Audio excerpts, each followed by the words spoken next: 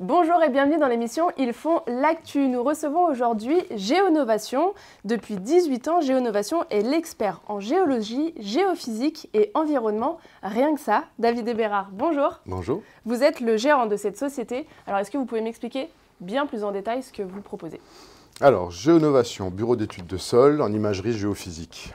Donc non invasif, on n'a pas de machine, on ne fait pas de trous. Okay. On est là pour apporter la connaissance de structures par la réalisation de sondages de type imagerie scanner.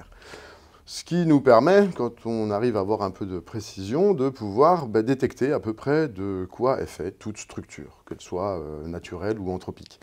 Ça, c'est une base de Géonovation. Et la vie a fait qu'on a eu l'opportunité, ou j'ai eu l'opportunité de pouvoir augmenter un petit peu ce capacitif vers dans différentes, on va dire, orientations, directions. Notamment dans le monde de l'explosif, de la détection de pollution, de la recherche d'eau, de la création, du nettoyage de puits maintenant. Donc on a plusieurs activités. Donc Géonovation, hein, cette notion de non-invasive, et on fait des sondages de sol. Et on a une activité qui s'appelle géofracturation, où on a une petite machine qui nous permet de faire des trous et de pouvoir, avec l'utilisation de cartouches pyrotechniques à usage technique, de pouvoir fracturer cette roche, donc pour pouvoir la terrasser, sans utilisation d'explosifs traditionnels. On a une activité qui s'appelle Géopyro, qui pour le coup, avec notre capacitif et notre précision d'information, nous permettent de sécuriser principalement les chantiers de travaux publics en termes de sécurisation pyrotechnique, donc les recherches de bombes de la Seconde Guerre mondiale, ce genre de choses, tout ce qui est produit, pas génial, hein, il y en a encore plein dans le sol. On a une activité de puisatier qu'on a montée il y a quelques années maintenant. Du fait des sécheresses à venir et des problèmes d'eau, on a ce capacitif maintenant de pouvoir descendre dans les puits, curer les puits, nettoyer, désinfecter les puits, ce qui vous permet de descendre un peu la facture d'eau pour ceux qui veulent arroser leur jardin, alimenter la piscine et éventuellement une partie de la maison. Et on a une activité aussi qui s'appelle géodistribution, qui est la distribution d'un produit dont nous sommes inventeurs dans le monde de l'explosif. Avec votre expérience, comment est-ce que le marché a évolué ces dernières années? Il a évolué d'une manière assez bizarre, dans le sens où la technique évolue très vite. Je ne suis pas sûr que l'humain évolue aussi vite. Ce qui fait qu'on a pas mal de méthodes qui, de par l'évolution de la technique, simplifient l'humain. Sauf que l'humain est de plus en plus utilisateur de méthodes et de matériel dont lui-même ne sait pas trop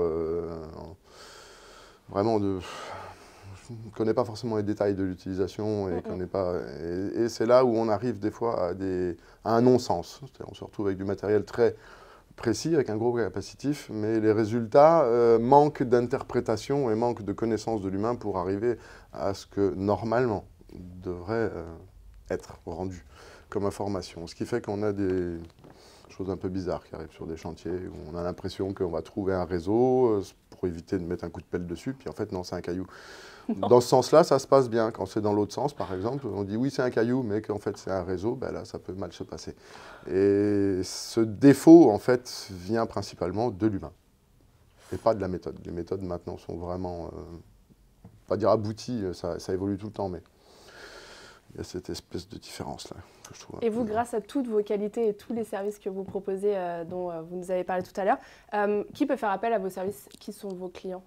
On a un champ assez large, dans le sens où on va du particulier, qui doit vendre sa maison, qui a besoin de rechercher de l'eau, qui a besoin de savoir si, y a quelque chose, où sont ses réseaux, hein, ne serait-ce que pour faire des travaux chez vous dans le jardin.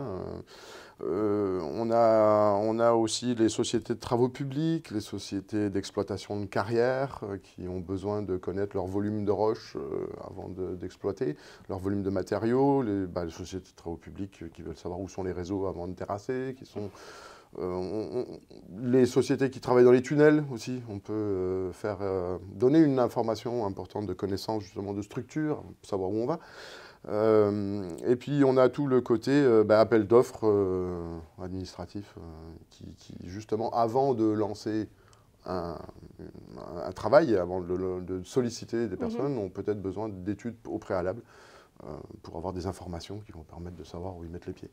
Voilà, pourquoi est-ce qu'aujourd'hui on devrait faire appel à vous en particulier? parce qu'on est bon. Je dis ça en plaisantant. Bon, ça fait 18 ans qu'on existe. Je pense qu'on a des tarifs qui correspondent à une logique, une réalité.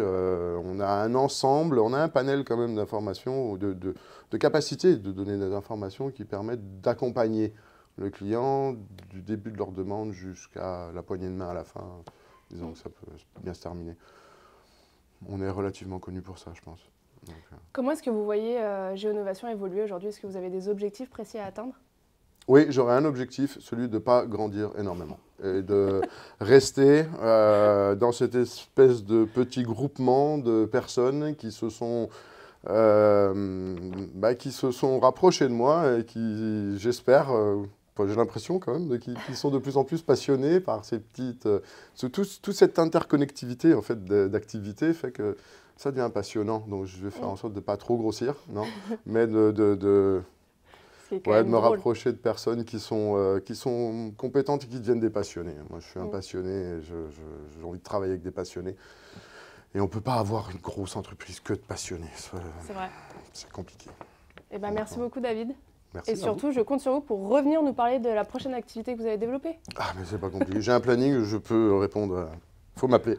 Je viens, je serai là avec plaisir. On fait comme ça. Merci. Et merci à vous de nous avoir suivis. On se retrouve très vite avec un nouvel invité.